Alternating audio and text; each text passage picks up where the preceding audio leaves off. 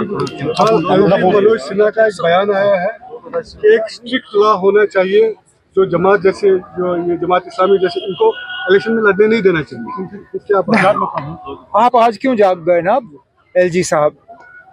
ऐसा कौन सा कानून है जो आप इनके खिलाफ इस्तेमाल कर सकते हो? ये आज़ाद उम्मीदवार के तौर पे उठे हैं, क्या अब आप आज़ाद उम्मीदवार के तौर पे उठने नहीं दोगे? ऑर्गेनाइजेशन पे तो बैन लगा हुआ है, ये ऑर्गेनाइजेशन के नाम पे तो इलेक्शन के मैदान में उतरे नहीं हैं ये। और तो और ठीक है ना, अगर आप वैसे भी 8 अक्टूबर के बाद यहाँ कोई कानून बनाने का इख्तियारात जो है एलजी साहब के पास नहीं होगा। यहाँ लोगों की अपनी चुनी हुई सरकार होगी, वो तय करेंगे ना कौन लड़ेगा कौन नहीं लड़ेगा। हमें शिकायत हमें करनी चाहिए। मैदान में हमारे खिलाफ उतरे हैं, वोट हमारे खिलाफ लेने की कोशिश कर रहे हैं, हम इस तरह की मांग नहीं कर रहे हैं, तो एलजी साहब क्यों कर रहे हैं ना? अब उनको क्या परेशानी है? साहब अभी जो सूरत हाल हम देख रहे हैं, जैसे कि इंजीनियर रशीद है, वो कह रहे हैं कि मैं लिख के दूंगा उमर साहब नहीं जीतेंगे। अब इंजीनियर रशीद साहब जरा पहले जो आज उन्होंने एबीपी के जरिए इंटरव्यू दिया है उसका जवाब दें। इंजीनियर रशीद साहब ने खुले अल्फाजों में ये कहा है कि आज अगर 8 अक्टूबर के बाद बीजेपी को नुमाइंदों की ज़रूरत पड़ी, एमएलएज की ज़रूरत पड़ी, तो बीजेपी के लिए इंजीनियर रशीद साहब के दरवाजे खुले हैं।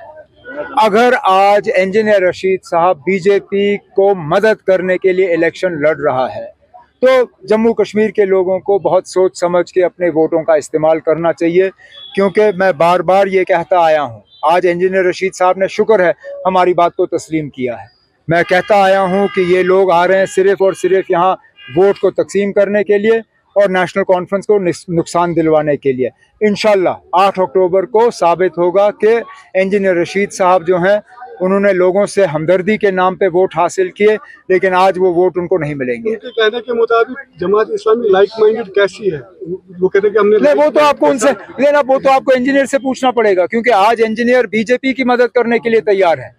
तो इंजीनियर साहब के लिए बीजेपी भी लाइक माइंडेड है, जमात इस्लामी भी लाइक माइंडेड है।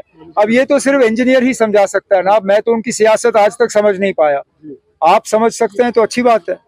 तो वकार रसूल जो है आज उन्होंने एक बयान दिया है फिर से आज क्या कहा? आज हमारे रिपोर्टर को बयान दिया था कि कुछ जो एमसी के वर्कर्स थे उन्होंने असॉल्ट किया, दे वर ड्रंक।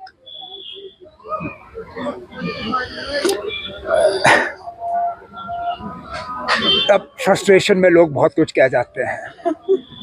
वकार रसूल साहब कुछ ज्यादा ही फ्रस्ट्रेट हो गए हैं।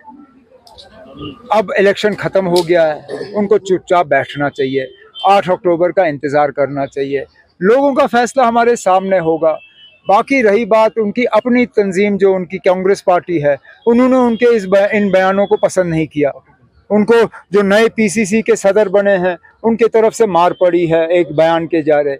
उन्हें अपनी पार्टी का जो है नेशनल कांग्रेस का ख्याल रखना चाहिए। हम अपनी पार्टी का ख्याल रखेंगे ना। एक बात का जवाब नहीं दिया। किस बात का? आप इनको क्यों लगता है कि आप ही